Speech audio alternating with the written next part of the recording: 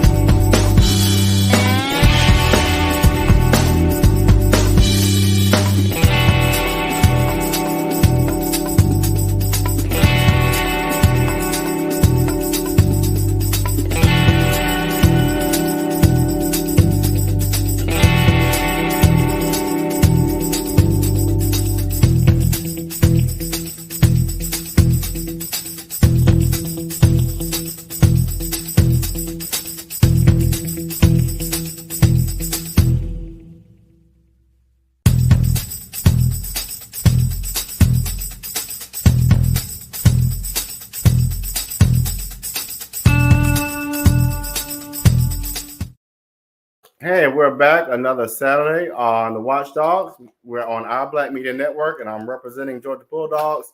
So, Julius Hall, when you see this, don't get mad at me. But hey, I got to get ready for next weekend. Chandra, how's it going? You're all in Savannah. Well, I finally made it home. Boy, it is good to be home.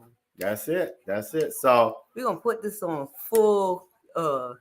How about we do this for the blind people? Well, okay, I can't do that because y'all, she's trying to make it big, but as long as y'all see her, she don't have to see y'all. So today, you all, we're going to talk about housing and the homeless pandemic. We know about the COVID pandemic that has plagued America and the world, but what we don't talk enough about is the things that are impacting the Black community, and disproportionately, we know that homelessness impacts our community. One, because 400 years ago, slavery created such a problem that we still have not overcome. And then two, as we fast forward, we know that there's not equitable practices. And we are just downright living in a racist environment that we're not intended to live in. So systems, right? So let me start with our first visual today. And we're going to kind of just go through this really, really quick. We're not going to read this article, but this is a very reputable media outlet. And let's get it right here. So we know that Kamala Harris, and I don't know if Donald Trump talked about affordable housing. Really? Yeah. Really? Yeah. We're going to get there. We're going to get there. Oh, okay. But we see, now mind you all, let me get to this. I'm going to kill you, Cassie. That's my little cousin, y'all. I'm not going to really kill him for the pale people out there that get overly excited. That's a term of endearment we use in our community. Just had to say that. But anyway, we know in 2023 that there was a 12% increase in homelessness. right? Which was the highest reported level, and it continues to grow as rents grow. We see inflation, we see a number of things, right? At the time of 2023, about 6,553,000 people were homeless. So this is a lot. And so, Chandra, I just want to get your take on that. We are in a pandemic still. Yeah. Well, yes, because when you think about it, since 2020, I mean, well, since even before 2020, disproportionately, you know, we have suffered from being behind. Mm-hmm. You know, we're behind as far as earning potential. We're behind in everything. So that means that when things happen in America, like the housing bust, and when we have not enough units of affordable housing right here in Savannah, even even if you make over $50,000, you still can't afford to live in Savannah, right? Which is as a small metropolitan area, exactly, compared to Dallas and Atlanta, and Houston, right?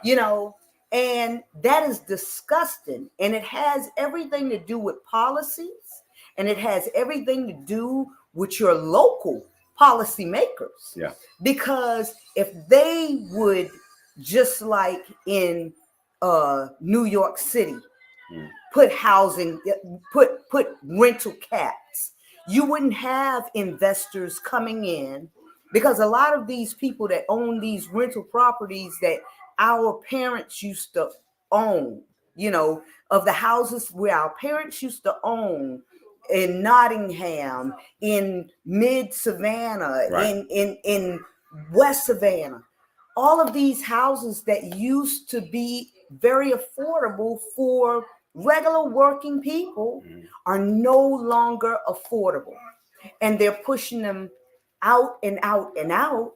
But where are they pushing them to? Right.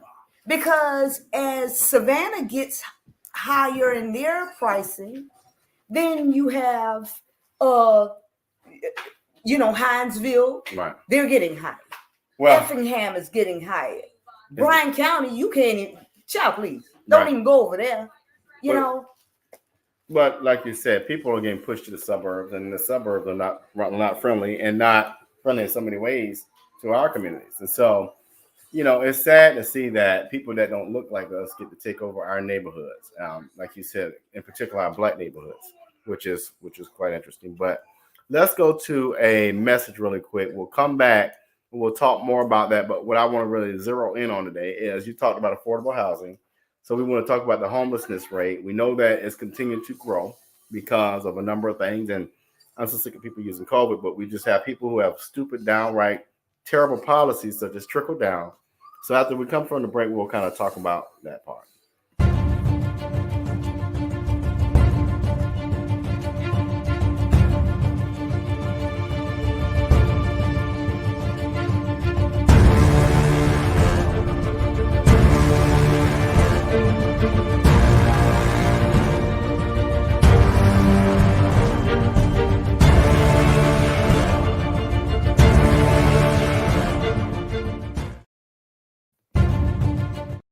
And we're back. So let's kind of shift our gears for a slight second.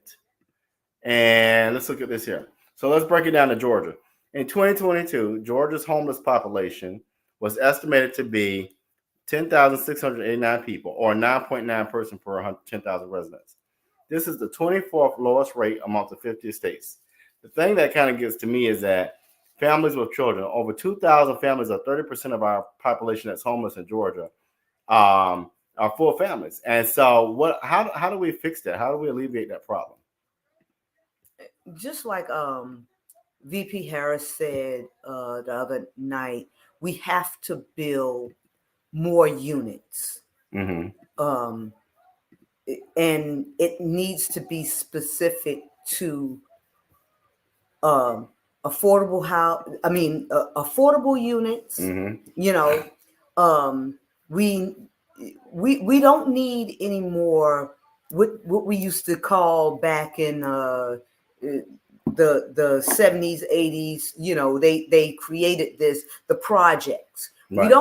We need mixed use housing, which that's what I think Savannah Gardens was supposed to be. Right. We need housing like that, but we need a lot of it, because people shouldn't sit on waiting lists Mhm. from the time their child is born, and then they finally going off the 8th grade, and then you telling me, oh, you just came up on the list for now turn in all your paperwork. I done moved 22 times since then. So I mean, when make it make sense. Right. It needs to make sense, and it needs to make sense for all people. Right. And that's the reason why a lot of times when these Republicans are talking about, being pro-family and pro-life, and well, you can't just be pro-life until the life is brought into this world. Right. Because if the life is walking around in the streets with their mama or their daddy and mama and no place to stay, that's make it make sense. And I think you mentioned this a moment ago. You were driving through the city on the way over to do the podcast, and you noticed a lot of young black children out there on the side of the road. Some of them, we have a pandemic, selling water. Now, we often use the city of Savannah as a case statement, and I tell people this all the time. We look at Kamala Harris, sister of AKA. Hey, Savannah could have had an AKA mayor, but y'all fumbled that one. So now what we have is a pandemic. That's a real joke, and I hope my frat brother heard it. But anyway, frat member, excuse me. But we still have a pandemic where now children are suffering. They're out on the road selling water because they got to find a way to make ends meet. And all of this, Reagan talked about trickle down. And this is how it trickles down, folks. Trickle down theory was, hey, I'll give my billionaire friends more money, and then somehow it'll trickle down to the working poor. And that's just not the truth. So that's not the truth. It is definitely not the truth. So what happens if children suffer, families suffer, you have things like this, and then what happens if one of those young people get hit by a car? But this is something Keisha Gibson Carter talked about last year. But again, what I've noticed in a lot of our black cities is it doesn't bother my household. It doesn't impact me. So guess what? I'm not going to worry about it. But let me play this clip really quick. It talks about buying a home, and we're going to shift into this whole idea of affordable housing.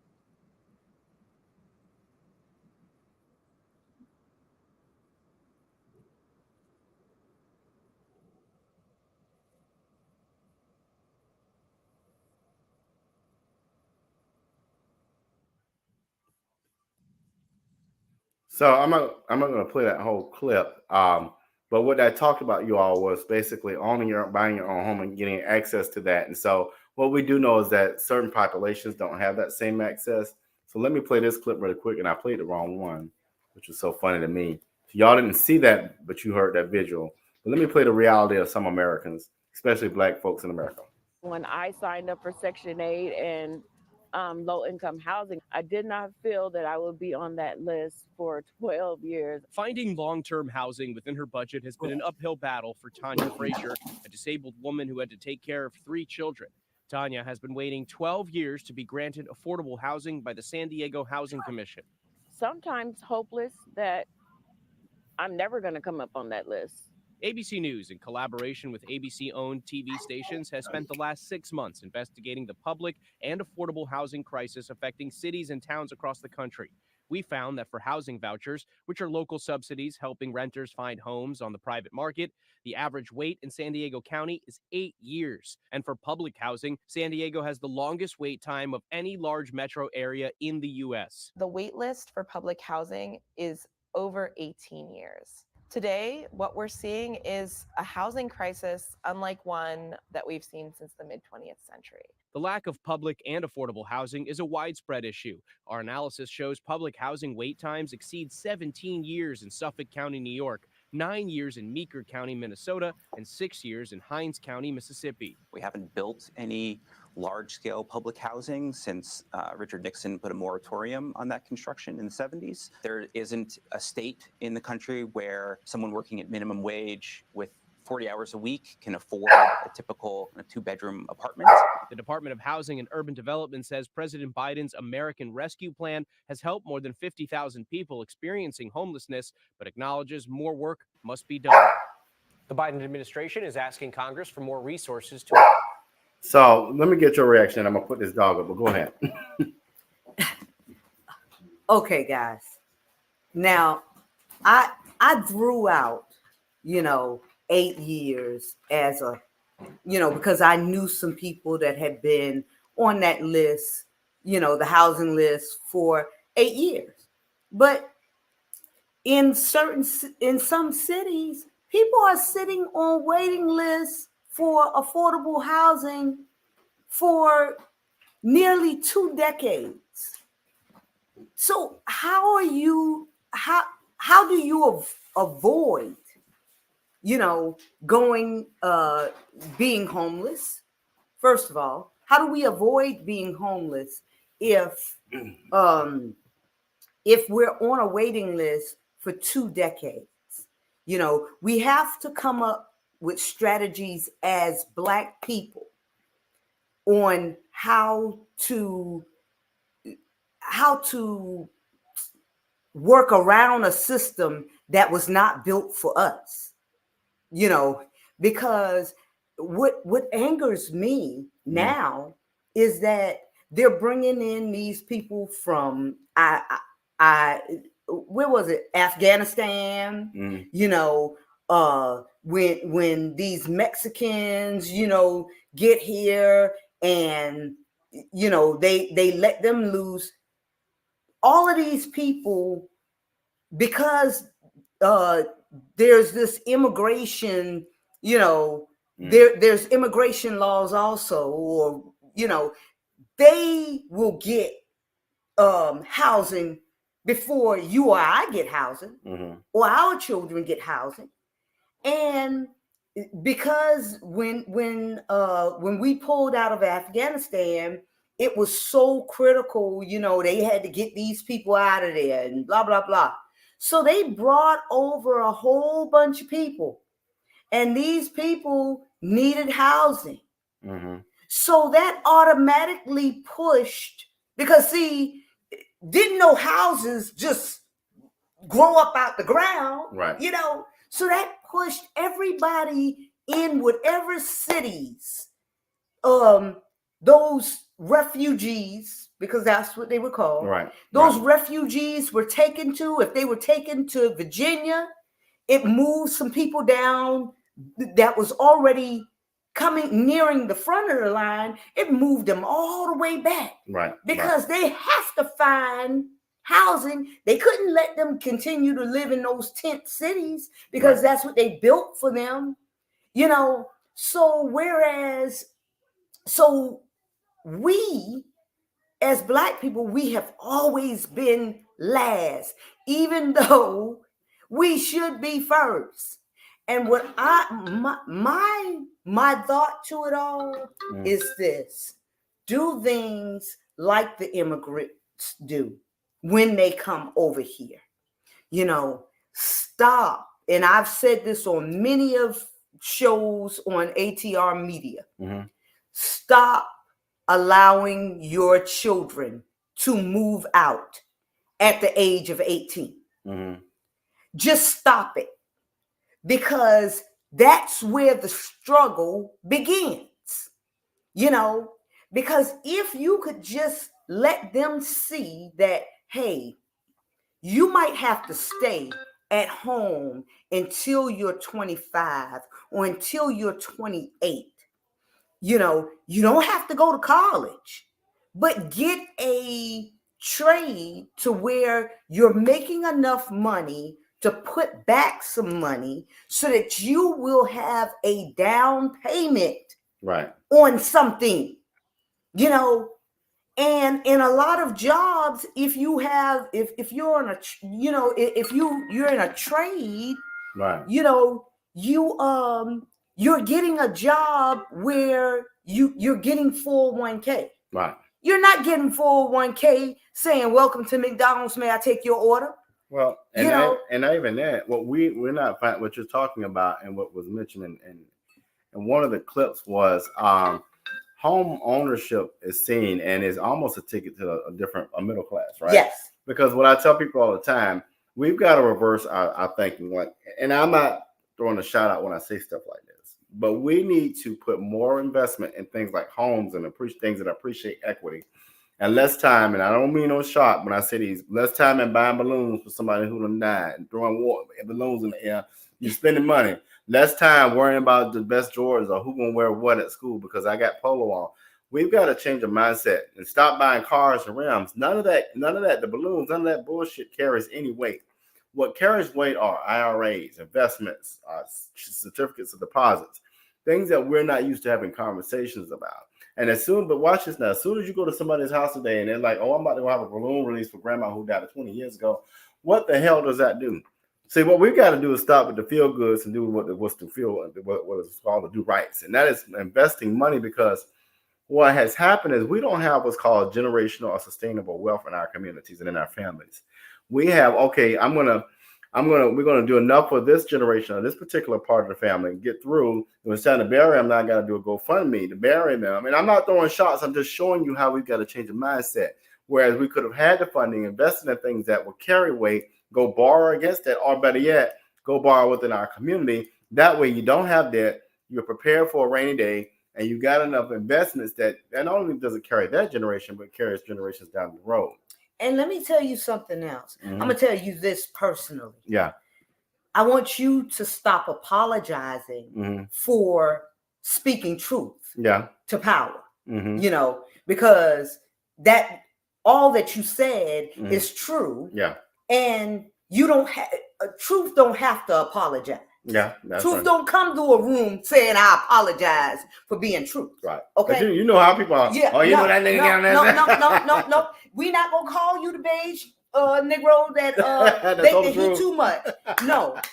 But this is what I'm going to say is that also in respect to what you say, that when you have a house, just like right now, I'm sitting in your house. Right, that one daddy built. That his daddy built. Okay. And now picture this. His dad has passed away. He could have allowed his mom to go into a care facility, and you could have sold his house. This is a nice house. They calling all. I've been hearing that people are getting 4 and 5 phone calls a day about selling their houses in Liberty City. Yeah. Okay. So, but you would be stupid to sell your investment because you only really need one of these rooms. Well, you need 2 of these rooms because you got your mom. Right. But there's 3 rooms in here, right? 4. Yeah.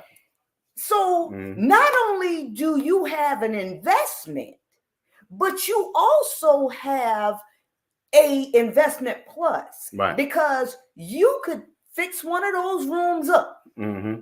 and either one, you can Airbnb it, Mm-hmm. or Yeah. two, you could rent it Right. as one room to either a college student or just someone that does not come. I wouldn't rent, because I like my peace. Right. I wouldn't rent my rooms to somebody that has children, Right. but I would rent a room to somebody with no children. You're Or just a family member, something like that. a family member or something like that. Yeah, because right now for a 1-bedroom, now I can only tell y'all about a 1-bedroom in Texas. Right. But Oh, a one bedroom in Houston, Texas is $1,500 a month. And that's about $1,200 here in Savannah. Okay. Right. So it's ridiculous. So if I and watch this, that's on the outskirts of the city. Yeah. This is nowhere near your main attraction. No. Because if you live downtown Houston, if you want to live downtown Houston or midtown Houston, you're starting off at $2,600. Period. For maybe 600 square feet. Period. Up there. So my thought, when I bought my house and everybody was saying, why you buy a 5-bedroom house? You ain't nobody with you. Hey. Right. It's an investment, because I know one thing, that if hard times come for me, or if I get sick or something and can't work, I only need one of them bedrooms. Right. I can rent out the other 4 at $1,000 a month. Yeah. That's my whole mortgage. And then some. Right. So people need to start thinking. Yes. Yeah. You got to start thinking. And you guys that have parents that are aging and you're eyeing your mama's house like a vulture, save your mama's house. I tell people this all the time. You don't get rid of real estate. You don't. Never. You lease it or you borrow against it if you got to. But you don't sell no. Man, let me tell you something. And I tell people this a lot of times. The wise thing about, we got a number of homes in this side of our neighborhood where you'll see, like our next door neighbor, that house sits on at least 1.5 acres. Mm-hmm. And the reason why these were smart black men back in the day, in the 50s and the 60s, because they didn't want to be jammed up on one another. What you will notice about homes is that you hear the next person getting in. Well, they were wise enough to know that's not what I want. But guess what? If that man ever sell that land, right now where this neighborhood is placed in proximity to the entertainment downtown, that man can sell that plot of land probably for close to $1 million. Yep. He can sell his whole estate probably for close to $5 million. And that's honestly right now in this market, that's a no-brainer.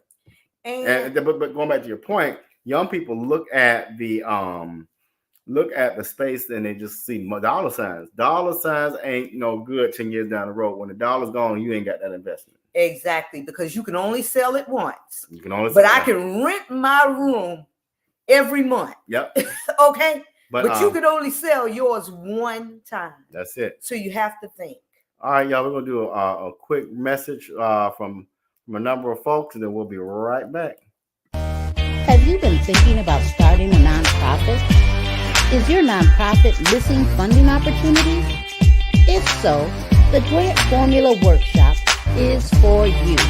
Join us Wednesday and Thursday, August 14th and 15th at Vintage, 980 Industry Drive in Savannah.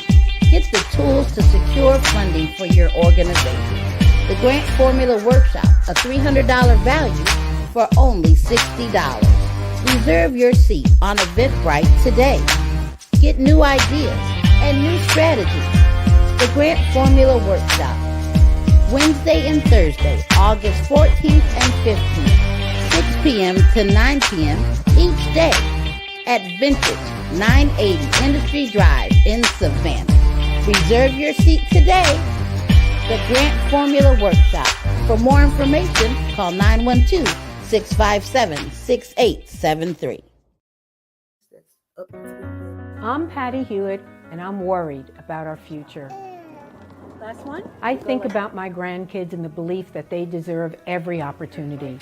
And what you deserve, what coastal Georgia deserves, is someone who cares more about their community than about corporate profits and big pharma. I'll see you later. All right, thank you. Small business owners and hardworking Georgians are the heart of our community. Good day. Not CEOs, not lobbyists, not shareholders, but who's taking care of them?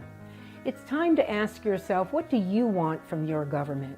This is our year to stand up against what we know is wrong. No more DC politicians invading our home life. No more racism that kills dreams and spreads violence. And no more corporate greed at the expense of workers' rights and our environment. So what would be the most meaningful help to you? I've spent the last 8 years working behind the scenes, mobilizing our communities for positive change. And while that is really important work, I can't stand by and allow the same tired politicians to run this country, the same ones who've neglected the real needs of Georgians. I'm ready to take our seat in Congress so I can fight for you and your families. I vote for you.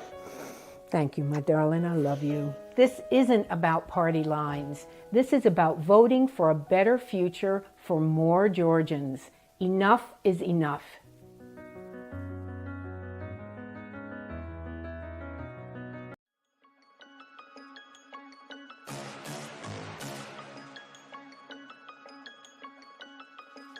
Hello, I'm Richard Coleman, and I'm running for the office of Sheriff of Chatham County. And when I'm elected, I promise to inspect what I expect. Chatham County, it's time for a change, and that change is me, Richard Coleman.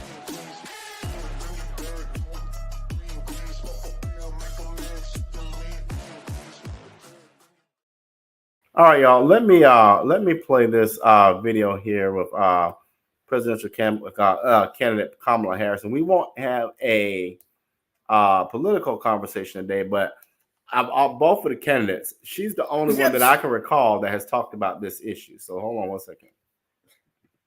To address as a bold and comprehensive plan to address the affordable housing crisis facing millions of Americans. Her vision includes a range of strategies designed to make housing more accessible and affordable for all. One of the key components of her plan is a $100 billion investment in housing assistance for low-income and middle-class families. This funding would be used to provide down payment and closing cost assistance, making it easier for people to buy homes. Additionally, Harris aims to increase the supply of affordable housing by incentivizing the construction of high-density residential buildings near public transit. This approach not only addresses housing shortages, but also promotes environmentally sustainable development. Harris also plans to strengthen tenant protections to prevent unfair evictions and rent hikes, ensuring that families can stay in their homes. Furthermore, her plan includes significant investments in addressing homelessness, with a focus on providing permanent supportive housing and wraparound services to help individuals get back on their feet. Through these multifaceted efforts, Kamala Harris aims to create a more equitable housing market where everyone has the opportunity to live in a safe, affordable home. Well, there you go. People always say, why does voting matter? Well, that's why it matters. I mean, that's, outside of the infrastructure bill that Joe Biden put forth, I think this is one of the more groundbreaking pieces outside of the healthcare bill that we are seeing a shortage in housing, but then you're seeing a shortage of people who can afford the housing. And so this is just a brilliant plan that I think will provide a very strong flooring under a struggling economy and people who are just either homelessness or they just don't have enough housing. And what I mean by nobody wants to live in Section 8 in an apartment forever. There should be access to buying a home, and they don't have the capital or resources to do that. So I think this is a very important plan, and people need to lean into that. Whereas you have Donald Trump, who only wants to provide for his billionaire buddies. Exactly. Yeah. I totally agree with you because if all, I mean, even if they're putting in affordable housing, it does not give me a sense of ownership. Right. When I'm just sticking my key in somebody else's door. Mm-hmm. But I take great pride Mm-hmm. from my curb to my neighbors to my neighbor on the other side. Right. I take great pride in my home because it's mine. Right. It's Yeah. mine. Right. I mean, and it's nothing like, I don't care whether it's your 1-bedroom flat or it's your 5-bedroom mansion, your forever home or whatever, however they say it. It's something when you can come in and know, can't nobody put me out unless I don't pay the mortgage. Right. And guess what? The mortgage even changes, because we're so used to having to pay everything by the third. Well, when you have your own home, they give you flexibility. Mm-hmm. They want to see you keep your home. Right. They will do everything in their They don't want that. They don't want that. The bank don't want your house back. Right. So if you call them, because you're not late until usually about the 16th anyway. And if you call them on the 16th and say, hey, I can only pay half. Right. Hey, half it is. Right. Fine. We'll put, if you say, hey, can you put this month's mortgage on the back end? Fine. You have some flexibility that you don't have when you are renting from somebody else. Mm-hmm. And it really feels good for nobody to be able to tell me what color paint I can put on the walls, right, or anything. allowed you being, or yeah. You're respectful, but I had an apartment where I paid for the whole apartment, including the balcony. And they used to tell me, you can't put anything on your balcony. Well, what the hell y'all put it there for? If I can't put nothing on my balcony, I need y'all to take that off my rental. Right. Right. Take it off my rental because, obviously it's not for me to use. Right. But now I take pride in being able to go outside. I have different spaces around my entire house. Yeah. Just for peace. I have a hobby room. I have an office. I have, a place that I read, a place that I do these ridiculous shows with RG and them, I have all of that. And at the end of the day, it took me 50 years. Wow. It took me 50 years, but it took me years of being housing insecure. Yeah. Because I used to live right out on Park Avenue Park. Mm-hmm. You probably didn't know this. Right. But when I started college, I was living on Park Avenue Street Park. Wow. With me and my newborn baby. Wow. And it was just a drive in me that said, I don't ever want to be homeless again. I spent 2 years homeless. Wow. From my freshman year to I think I was a sophomore, because I was one of those ones that was on the housing list. I had been on the housing list forever. I didn't get my housing voucher until I was 26. Wow. And I had applied for housing back when I was 17. Wow. Okay. So almost 10 years. And that was back a long time ago. But even back then, it was a long wait. Wow. To get any relief. But I said to myself, I never want to be in a situation where me and my children are homeless, or somebody can tell us, get out. Right. Get out. And it wasn't until I moved to Houston that I, lived in an apartment and stuff like that for the first time in over 20 some years, Wow. But it was a great experience because it motivated me Right. to save money, stop buying shoes,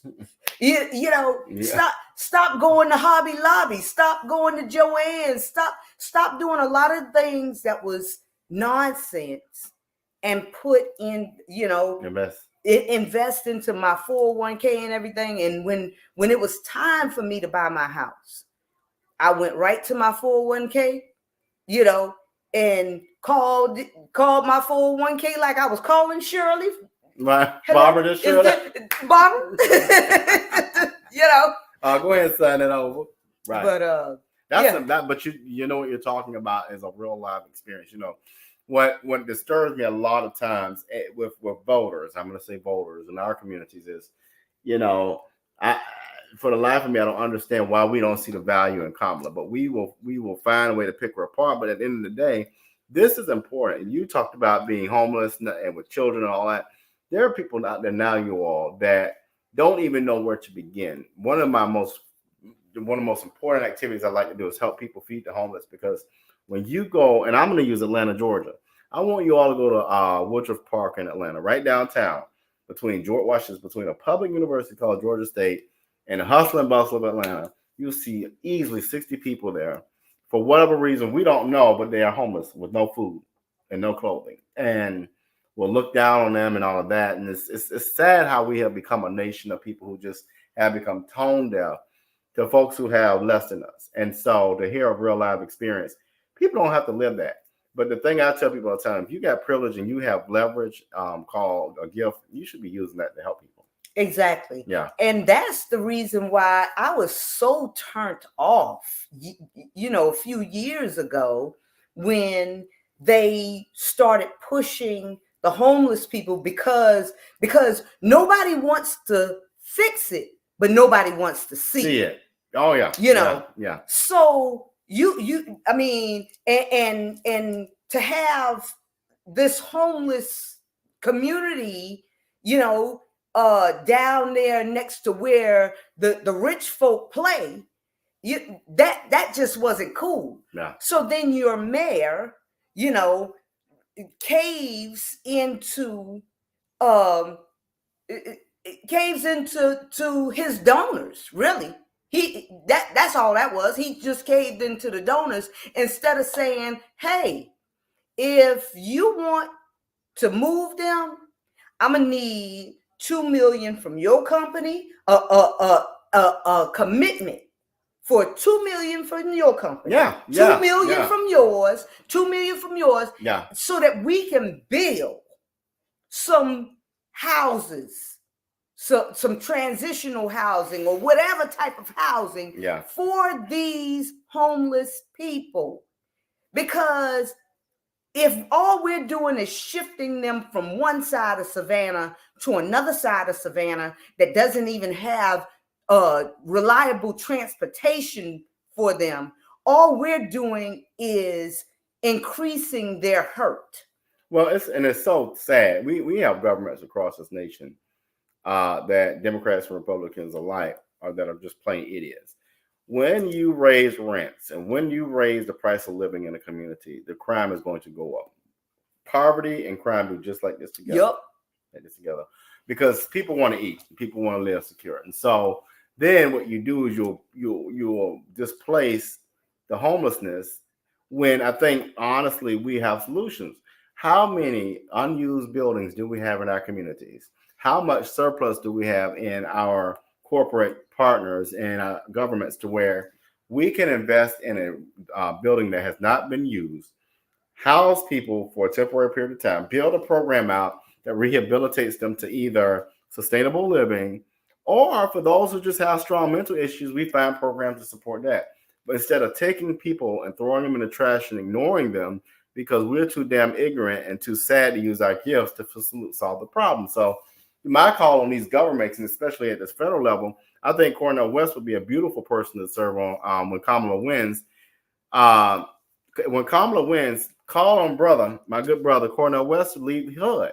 He has a brilliant plan. Rehabilitate these unused buildings, this poor program funding in for these programs, because what's going to happen is we spend just as much money on existence of poverty as we do helping people. How about I know? What's going to happen is people are going to get killed, people are going to get robbed, people are going to have traumatic experiences because we didn't invest in homelessness, right?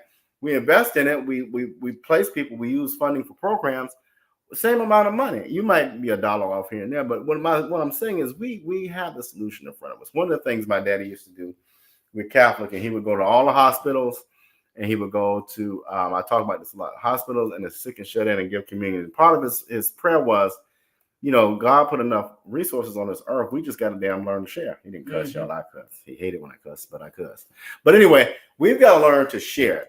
Just because what does it? This bothers me. What does it look like that if someone has $1 billion in the United States, and maybe 2 blocks away or 1 state away, you got 60 people or 100 people or 1,000 people just hungry? That is stupid as hell. Mm-hmm. Yeah. That's stupid. I mean, it is, because you can't eat it all, and that's what I always think of when I think of. Because I've been homeless and because I have gone to bed with nothing to eat, I always buy enough. And I always, a lot of people that's on here that really know me, that's on my page, they know that I cook a lot. And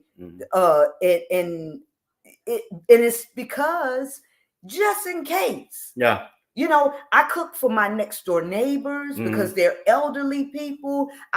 It's nothing for me to tell my son, "Hey, take them, take plates." Yeah, and they may not need it. Yeah, but what you're talking about, you do that. Yes, that's community. That's what's called community. Yeah, and it is of no use for me to be the only millionaire on a block where everybody else is starving. That's crazy to me. We're gonna play our final clip and then give a reaction, and we're gonna be out of here for today. But you all, thanks for tuning in. This is an important topic because it is. We've got to learn to be one of the things. As we watch this election, we've got to learn to be a community again. People who are unified, who work together, who understand the value of just loving your neighbor. We also know that as the price of housing has gone up, the size of down payments have gone up as well. Even if aspiring homeowners save for years, it often still is not enough. So in addition, while we work on the housing shortage, my administration will provide first-time home buyers with $25,000 to help with the down payment on a new home. So people often say, well, what's her policy on this?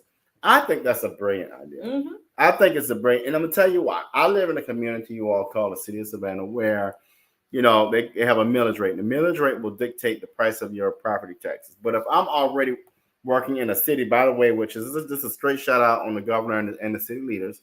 If I work in a city where billions of dollars come to that port and you still got poverty, I don't understand it, but y'all are just stupid for not addressing it, whatever. I can't even afford to live in a hotel room where I work, but much less here I am, 45 years old, worked all my life, and can barely eat. So this is a great program. I think it should have been handled a long time ago, but when you have local leaders who are hungry, are in bed with developers, I get it.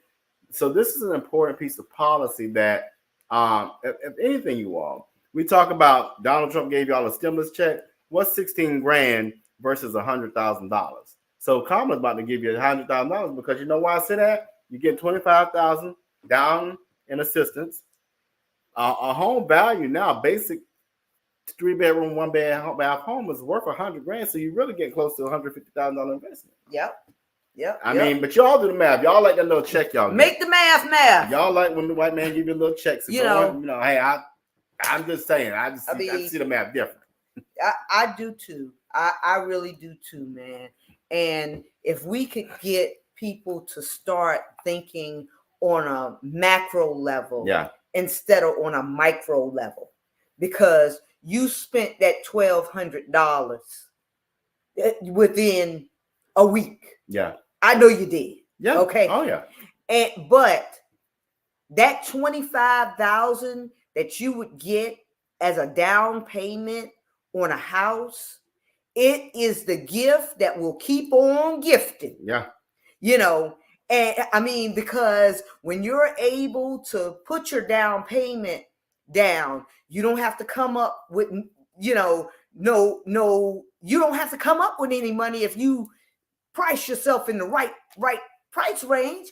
And you know, my house, I know if you're a first-time home buyer and they're giving you $25,000, I had, you know, my house is in the 300,000 range, and I only put 15,000 on my house. So I know that you can get, you know, that if you get a house that's 200,000, you know, even built from the ground up, you good. You're good. You know, so let's all just let's start thinking, people. Yeah. You know, So y'all, that's where I'm at. We got a few messages, and shout out to Chris Benji Smith, who does all of our, well, most of our media. That brother, y'all check him out on YouTube. It's 2 Benji, Benjii. His music is phenomenal. We want to support our young black brother. And shout out to my young brother in the mall, who has his little stand outside of Belks, outside of Foot Locker in the Overthought Mall in Savannah. If you're in Savannah, check out that young brother. He's got, I think it's called Wacky Candy or something like that, but check him out. Hey there.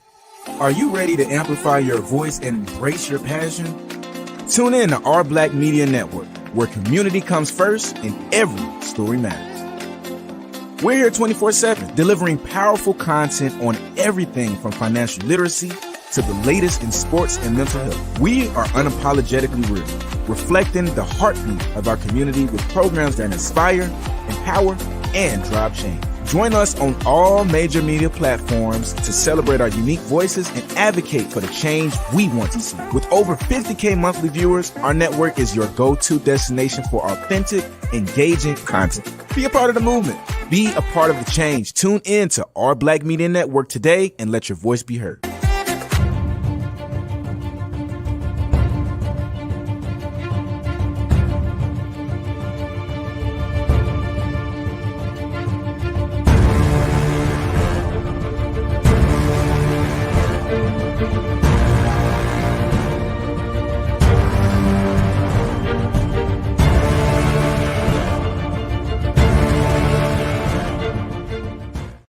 We're back, and she's measuring my head to make her hat, y'all. So we're back. But final thoughts today. I'll let you do the final thoughts, and then we'll be out of here. We'll see y'all next Saturday. Final thoughts is, you know, that we are the change that we want to see. We are the change that we want to see. So if there's a change that you want to see, go in the mirror, start writing it down, and start being that change. You know, I can't express to you more. I told RG that we're doing the 5-on-5 movement. So everybody start identifying your 5 people that you're going to the poll with. That means that you're going to have 1 in the front seat and 3 in the back seat. You know, it's going to be a 5-on-5 movement.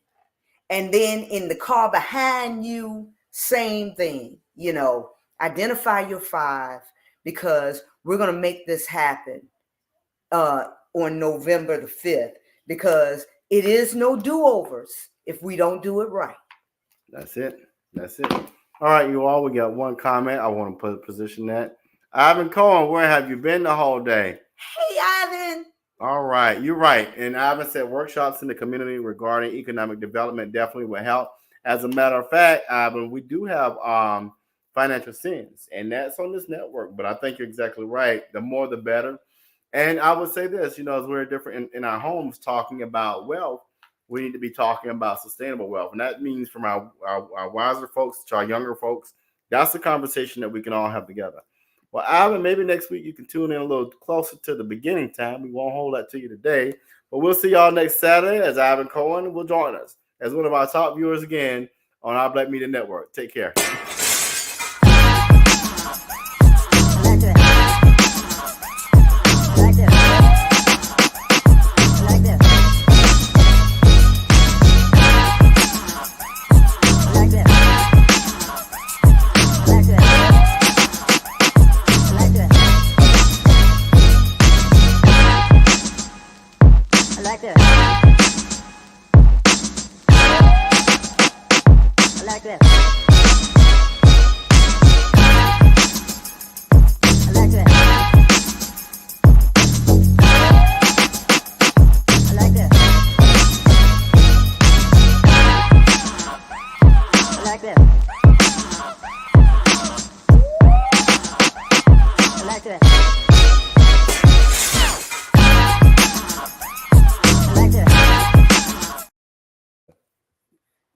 Hey, I need a scrap sheet